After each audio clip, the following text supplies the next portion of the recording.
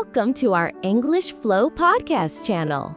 Hello, everyone. Welcome back to the podcast. I am Sarah. And I am Mark. Hello, everybody. It is great to be here. Today, we are going to talk about the most important part of the workday. Mark, what is your favorite time of the day at the office? Oh, that is an easy question, Sarah. My favorite time is 5 p.m. when I go home.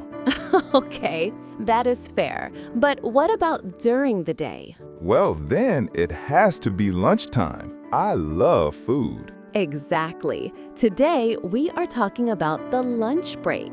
We are going to discuss a big question. Should you bring food from home or should you go out to a restaurant? This is a big debate. Some people love to stay in the office, and some people need to escape. In this episode, we will look at the pros and cons, the good points and bad points of both choices. But first, Mark, I think we need to teach our listeners some new vocabulary. Good idea. Here are 5 words or phrases you will hear in this episode. Word number 1 is packed lunch. That is, packed lunch. This is a noun.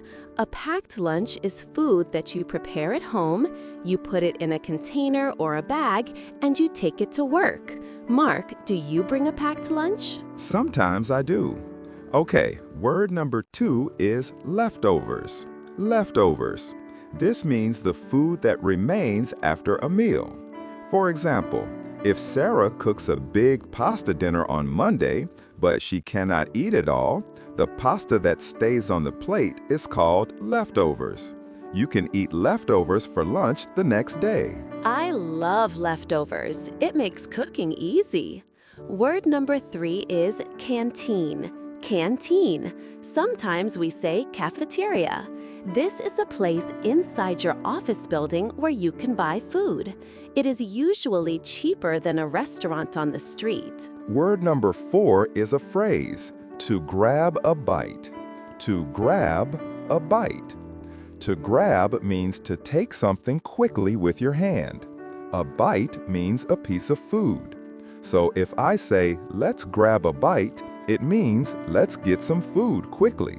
We are not going to have a long, fancy meal. And finally, word number 5 is a funny one, al desco. Mark, can you explain this joke? Sure. In Italian, al fresco means dining outside in the fresh air. In English, we made a joke phrase, al desco. It means dining at your desk. So, eating al desco means eating your sandwich in front of your computer while you work. Okay, now we have the vocabulary. Let's start with option A, bringing food from home. Mark, be honest, how often do you bring food from home? I try to bring a packed lunch 3 days a week, maybe Monday, Tuesday, and Wednesday. Why do you do that? The biggest reason is money. Lunch is expensive. If I go to the sandwich shop near our office, a sandwich and a coffee cost about $15. Wow, that is expensive. Yes. If I do that every day, that is $75 a week. That is $300 a month.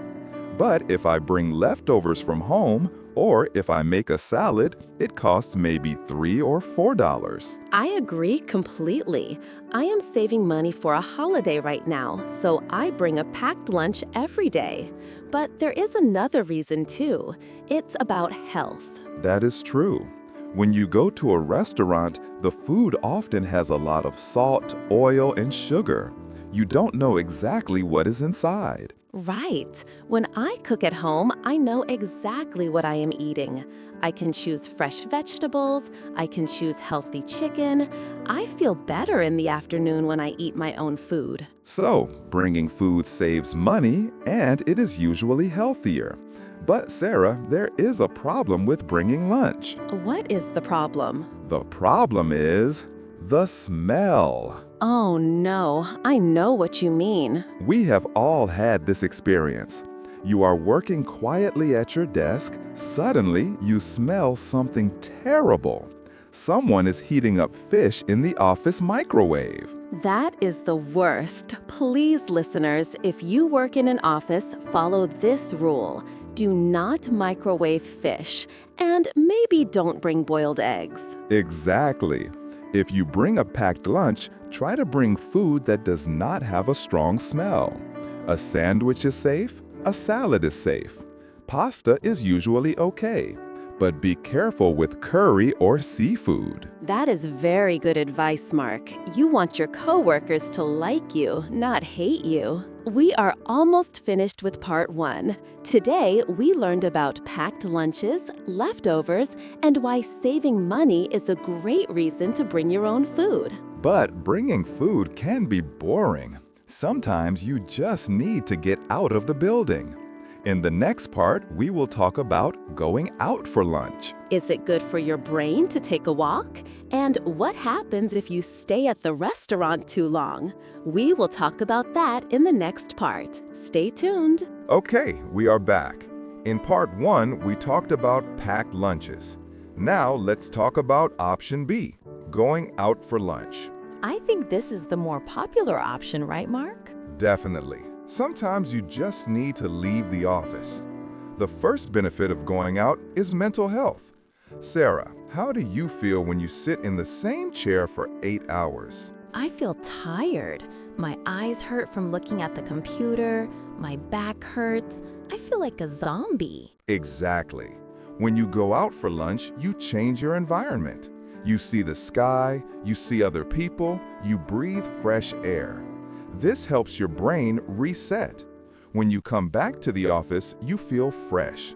You have more energy for the afternoon. That is very true. We call this clearing your head.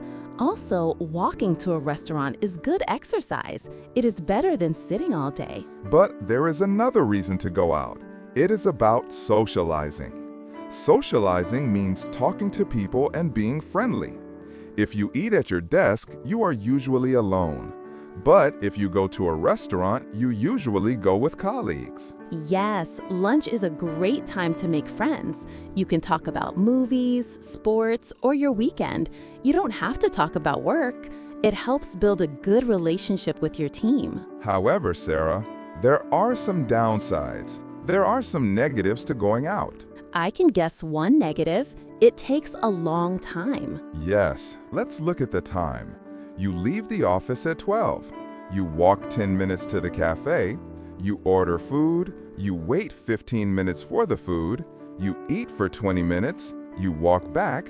Suddenly, it is 1 p.m. or 1:15 p.m. And if your boss sees you coming back late, that is a problem.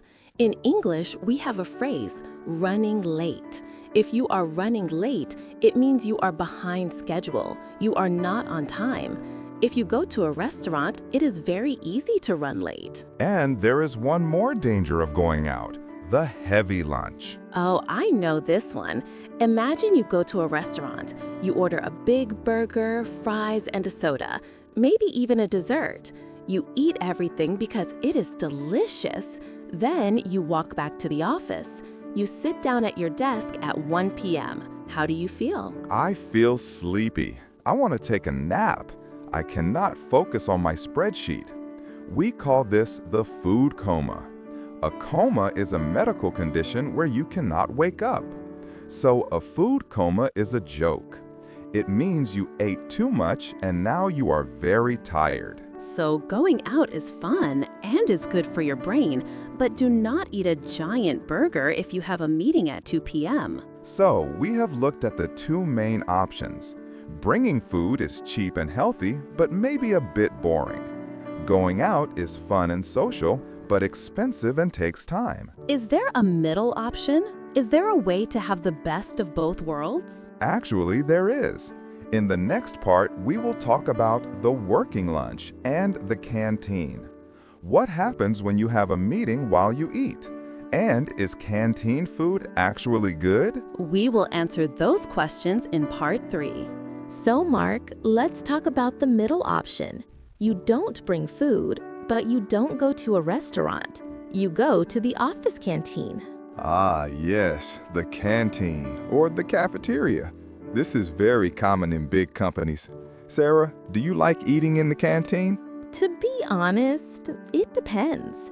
The biggest advantage of the canteen is convenience. Convenience means it is easy and saves time. You don't have to cook at home. You don't have to walk down the street. You just go downstairs, buy your food, and eat. It is very fast. That is true. And it is usually a good place to see people from other departments. If you eat at your desk, you only see your team. If you eat at the canteen, you might sit next to someone from marketing or IT, information technology. It is good for networking. But the food quality can be interesting.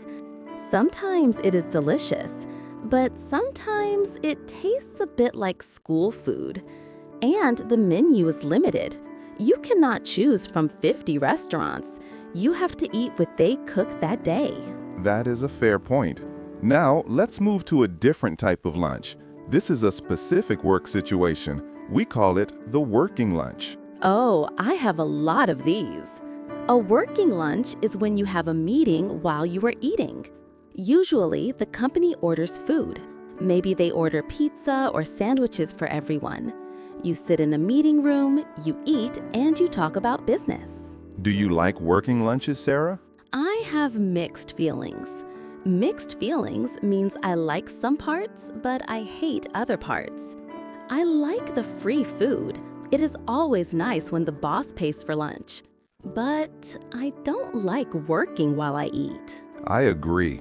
Lunch should be a break. It should be a time to stop working. If I have to look at a presentation while I am eating a sandwich, I don't relax. I cannot digest my food properly. And it can be messy.